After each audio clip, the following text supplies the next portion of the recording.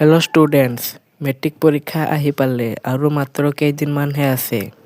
আশা কৰিছোঁ তোমালোকে মেট্ৰিক পৰীক্ষাৰ বাবে ভালকৈ পঢ়ি আছা।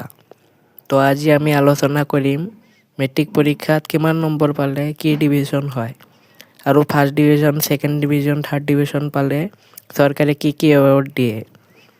তাৰ আগতে তোমালোকে যদি চেনেলটোত নতুন আহিছা তেনেহ'লে চেনেলটো ছাবস্ক্ৰাইব কৰিবা আৰু ভিডিঅ'টো ভাল লাগিলে লাইক কৰিবা আৰু শ্বেয়াৰ কৰিবা। তোমালোকে যদি মেট্ৰিক পৰীক্ষাত 40% ওপৰত পাইছা তেনেহ'লে তোমালোকক ছেকেণ্ড ডিভিজনৰ ভিতৰত ধৰা হ'ব আৰু চৰকাৰে ছেকেণ্ড ডিভিজন পোৱা ষ্টুডেণ্টক কোনো এৱাৰ্ড নিদিয়ে।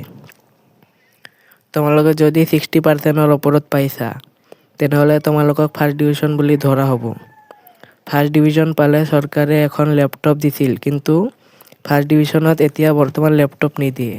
তোমালোকে যদি 75ৰ ভিতৰত পাইছা তেনেহ'লে ষ্টাৰ মাৰ্ক পোৱা বুলি ধৰা হয় আৰু বৰ্তমান ষ্টাৰ মাৰ্ক পোৱা ষ্টুডেণ্টক চৰকাৰে আনন্দৰাম বৰুৱা এৱাৰ্ড হিচাপে 12,500 টকা দিয়ে।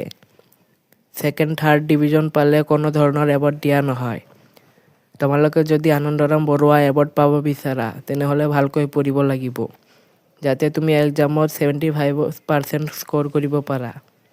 আশা কৰিছোঁ ভিডিঅ'টো ভাল লাগিছে।